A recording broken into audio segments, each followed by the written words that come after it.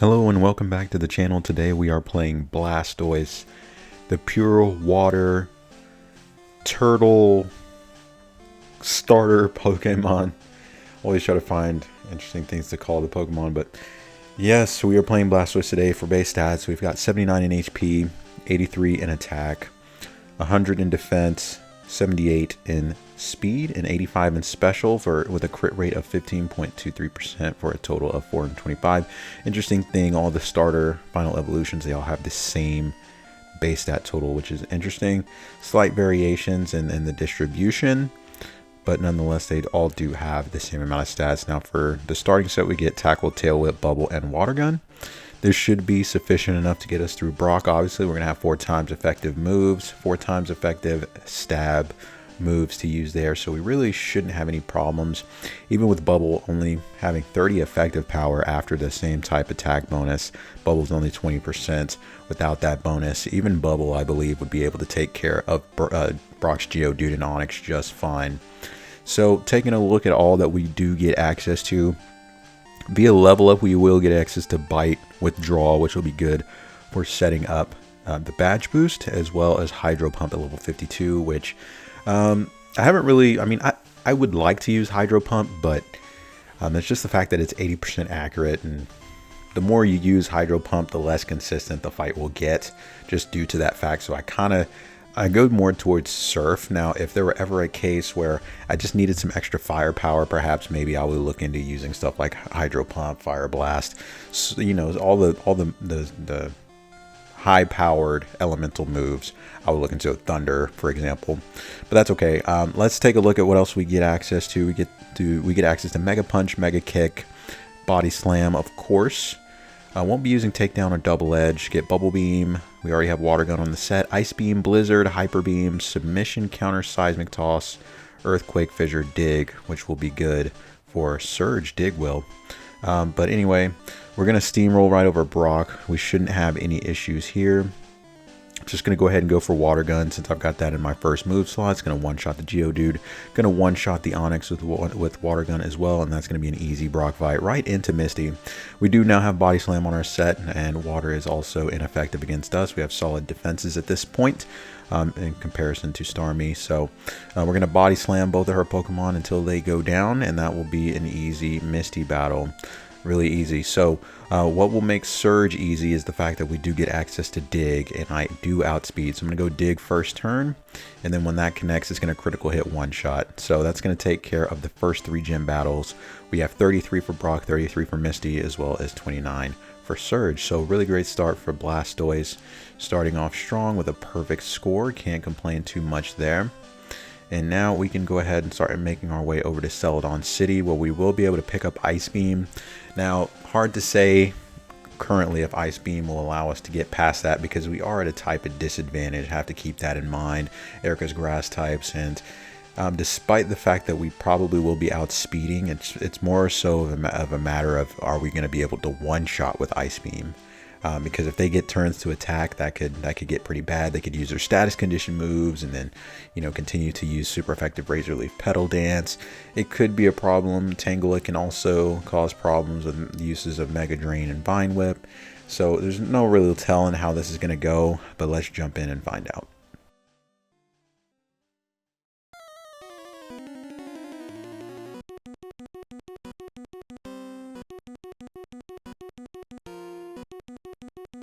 Okay, so Tangle is up first. We're going to go for Ice Beam. Does a little bit more than half, and then we get hit with Mega Drain, dropping us by about 35 hit points. We're going to take Tangle out over the course of 2 turns. We leveled up to 31, and here's where we can learn Withdraw. So I'm going to go ahead.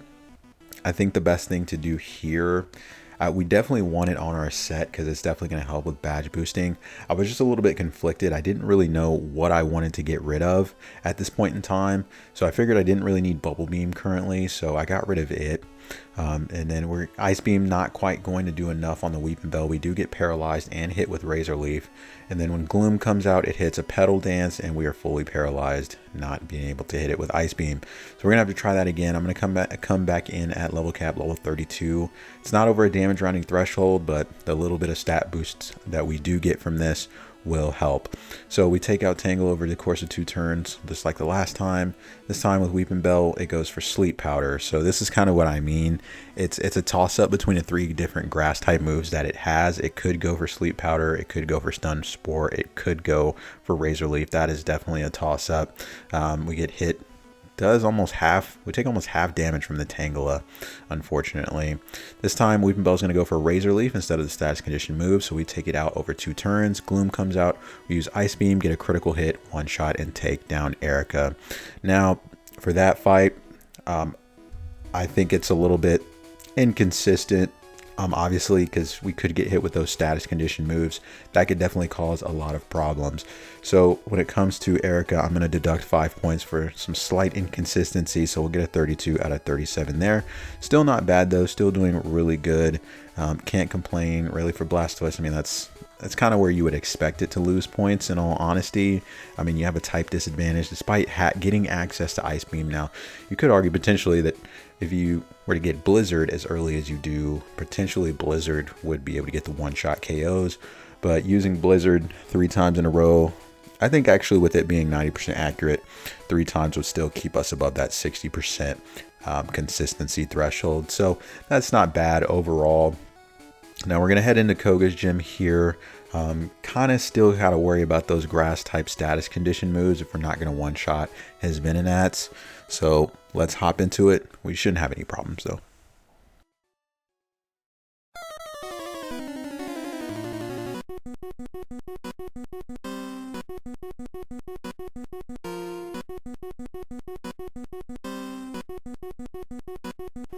Okay, first Venonat's up. We're going to Surf. That's going to get the 1-shot. Really good. Also a good start here. We're going to Surf on the second Venonat. That's also going to 1-shot. The last one has Sleep Powder.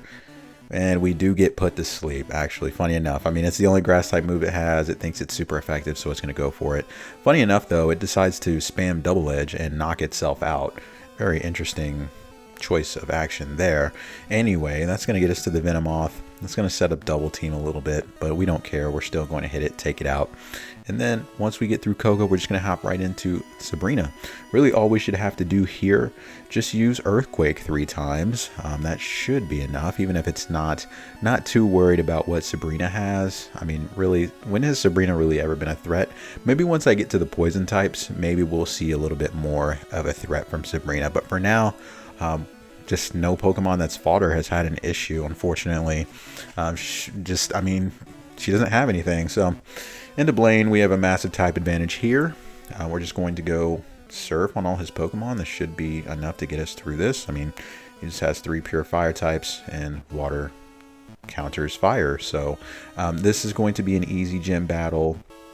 And just like that, we don't quite get the 1-shot on the Arcanine, but it goes for Super Potion, which is essentially surrendering the fight. So we're just going to hop right into Giovanni. Not as massive of a type advantage because ground type moves are neutral against water. That's kind of what I meant when I said that against Blaine. And he does also have his Persian, which is a normal type, not weak to water. Doesn't matter because it's going to go for a guard spec. We're going to take it out over 2 turns. The last 3 Pokemon are all weak to water, so we're just going to spam Surf. And then Rhydon has absolutely no chance against water types because it's 4 times weak to water. So with that, we have completed the Pokemon League Challenge, collected all 8 badges. And from Koga all the way to Giovanni, we have no point deductions for Blastoise. So far, we've only lost 5 points. That's not bad at all. Can't really complain. I mean, I think Blastoise and Charizard will have the best performances out of the 3 starters. And it's just because Venusaur struggled pretty hard against, the likes of Agatha because it has no moves to use on the ghost types since you can't just use Body Slam. I believe Venusaur did get access to Swords Dance, maybe Growth, and I think in that video I did end up having to use the combination of Growth and Solar Beam, which is really not optimal in that fight. But the grass poison types in this game, they just don't have any other way to deal with Agatha. So Vileplume is on my list to do within the next week. I'm not looking forward to that because I know what that entails. So Really not looking forward to that. Now, as you can see here, fighting the rival for the Elite Four, that did look a little bit rough. I'm expecting the Jolteon to give us issues in the champion fight. Now, we do have the ability to badge boost, but also got to remember the badge boost goes away for every stat that gets boosted that isn't the intended stat. All those boosts go away once you level up. So withdrawal would only allow me to keep my defense boosts, which would essentially do nothing against Jolteon, because Jolteon is a special attacker and it's definitely going to be going for Thunder and Thunder Wave. But now it's time for the Elite Four. Let's find out how this gauntlet goes.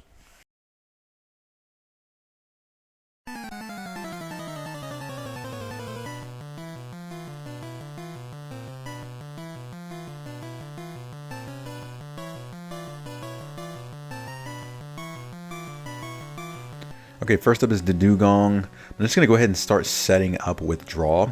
It went for Takedown and then immediately went for Rest, giving me more time to set up. Just going to go ahead and go to +6. I don't really have anything to worry about coming from Dugong. I mean, with me setting up my defenses, Takedown is going to do nothing. Bubble Beam and Aurora Beam also not going to do anything. Now, with the full setup of Withdraw, we don't quite get the one shot. That's okay. Lorelai's going to heal with a Super Potion. We're going to take it out over the next turn. Now, we did go ahead and use Surf against the Cloyster. I don't think I really had to do this here, but that's okay. I think that could have been player error. I don't really know why I was going for Surf, other than the fact that, you know, Cloyster just has massive defense. So I'm not going to deduct points there because I could just go for Earthquake. I don't have anything to worry about from the Cloyster. Spike Cannon's going to do next to nothing. So is Clamp and Ice Beam. So really, the only thing I would have had to worry about there is maybe Supersonic, but my defense is so high that even hitting myself in confusion isn't going to do that much damage. So we get through Lorelei, no issues there. Bruno should be pretty easy. It's just a matter of just clicking Surf. His Pokemon don't have great special, so we have nothing to fear here. This is pretty free, honestly, pretty a trivial fight. That is Bruno in most cases. I mean, the fighting type is very underwhelming in the early generations, especially like there's just not really any good fighting type moves. Like Submission is the only fighting type moves that does fighting type damage, unfortunately. Now in the Agatha, we do have Earthquake, so we'll be using that on everything except for the Golbat. Golbat we've got Ice Beam for, doesn't get the one shot, but Agatha wastes her turn going for a Super Potion, which allows me to knock it out for free. Now Haunter, Earthquake, one shot. Same thing for Arbok, Earthquake.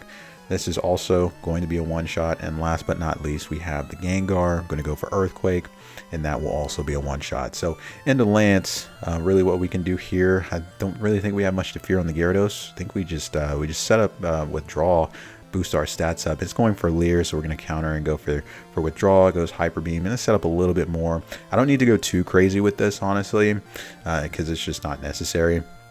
Now, I do end up getting the freeze, and since I got the freeze, I'm going to go ahead and take advantage of that and just set up all the way to +6. And then we'll go for the Ice Beam. That's going to take care of Gyarados. Dragonair, Ice Beam. First Dragonair, Ice Beam. Second Dragonair, also Ice Beam. Easy one-shots. Now, Aerodactyl, Surf's going to be the better option. More power. Don't want to, you know, risk giving in any free turns to hit us, even though our defense is set up all the way to the max. Not going to take much damage anyway, and then easily finish off the Dragonite with a 4-time super effective Ice Beam.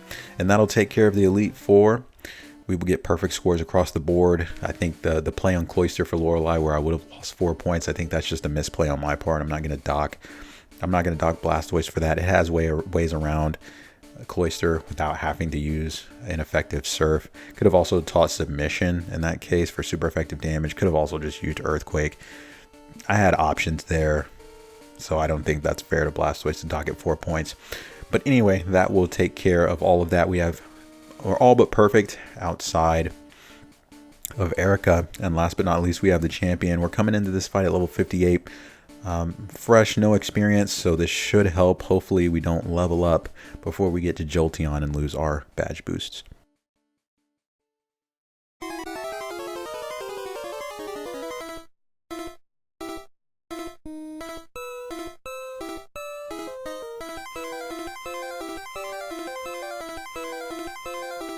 Okay, starting off with the Sand Slash. Really what we want to do, go ahead and set up. Really isn't, I I don't want, like, Sand Slash isn't necessarily free to set up on. You definitely don't want to see Slash come out because it ignores all your badge boosts, and you can lose a lot of HP that way. So we're going to set up the +3, then we're going to start trying to work our way through the team. Now, Exeggutor, Ice Beam, not going to be a one-shot. We do get Leech Seeded, which obviously hurts whenever we're trying to get through the team. Now, in this case, I think using Surf is probably the better option on the champion, in all honesty. So we do get through it, but we do take some damage. And the reason why in that case you want to go for Surf is because I've been hit with Leech Seed. So if the physical attacks aren't doing as much, I'm going to take more and more damage over each turn. So this is also a case where I don't think I have to, but I need to not get hit with Leech Seed before it can be okay for me to just take my time on the Cloyster. Now, we're coming back in here. We just wanted to try again, still get Leech Seeded. I think probably the best thing you want to do in this case is just go ahead and teach Blizzard for that extra firepower. I think that's the best course of action here. Now, it's unfortunately looking like by the time we get to Jolteon, after the Ninetales, we are going to level up, and we are no longer going to be able to outspeed the Jolteon. It's going to be able to hit us with Thunder. So that's a little bit unfortunate. We're going to come in at level 60 and see if we still level up at that same spot. We need to get to Jolteon without leveling up so that we can maintain that badge boost and speed, because I don't think we really have a chance if we don't outspeed the Jolteon and hit it with Earthquake. I believe that would be a one-shot. We just have to hit it. And unfortunately, this Exeggutor is being really annoying. It's not going down to Ice Beam, but it's also not Stab. So I think in this case, there's a lot more use cases for needing to use Blizzard than Ice Beam, because the Exeggutor is so bulky, and usually one use of Ice Beam is not going to be enough, even though it's super effective. So as you see here, we still level up before Jolteon. It's going to be able to outspeed us and use Thunder.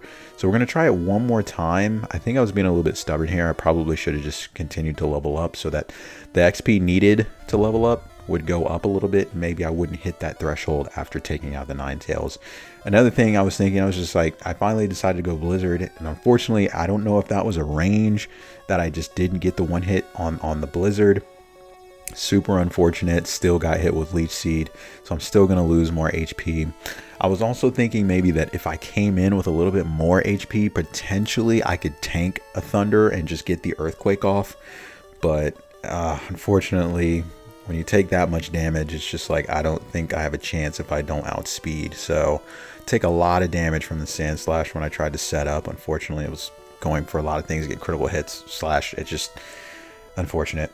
And then I realized I didn't save after I taught Blizzard, so I reset because I think I need Blizzard. Also come in here at level 63 over another damage rounding threshold. I think I need this to take out the Exeggutor. This should be enough with Blizzard. We should be able to get the one shot here, and we are able to get it now. So I'm gonna go, this is where, I could have switched up, stopped using Surf, and just gone for Earthquake. Still would have been maybe like a 3-4 hit, I'd presume. But now after the Ninetales, we do not level up. We retain our badge boost, one shot KO the Jolteon, finishing the game at level 63 with Blastoise. Very good. Let's take a look. We're going to get a 49 for the blue fight. Like I said, I think that was a little bit player error on my part when it comes to the Cloyster. Nothing to worry about from it. It's not going to do that much damage to me, especially once we got past the Leech Seed from the Exeggutor. So let's take a look at our bonus points for Blastoise. We've got 20 for coverage, -4 for weaknesses, +6 for resistances, +2 for finish level, and we have no bonus points for base stats in the water type category because the average is 425 out of all water types. So with that, Blastoise is going to finish with a score of 540 out of 583 for a final percentage score of 92.62%, which matches both Starmie and Lapras. So on the tier list, Lapras, Blastoise, and Starmie are all interchangeable. They all have the same score within the water category. I just kind of put them in order of which one I enjoyed playing most. So those are all interchangeable. Neither one I would say is better based off their performance. But anyway, let's take a look at all 151. Blastoise here is going to get an additional 17 points for its base stats, bringing us to a total score of 557 out of 583 for a percentage of 95.54%. And of course, that will slot Blastoise right into the S tier, right behind Starmie, right in front of Lapras, funny enough. And that is how good Blastoise did. That was a really, really fun, really good run. Now, next up on the list, we are actually going to be playing Parasect. I took a look at its moves. It actually might not be that bad. It does get access to Swords Dance, and I think I may be able to get through. It also gets access to Dig, which might help us against Blaine, because that is a massive type advantage. We are 4 times weak to fire and flying. I don't think there's really any pertinent flying types though, so I don't think we'll have to worry about that. But anyway, stay tuned for that. We've got Parasect up next. Should be a really interesting one. I'm actually really excited for it. Parasect up next. Stay tuned, and I will see you guys then.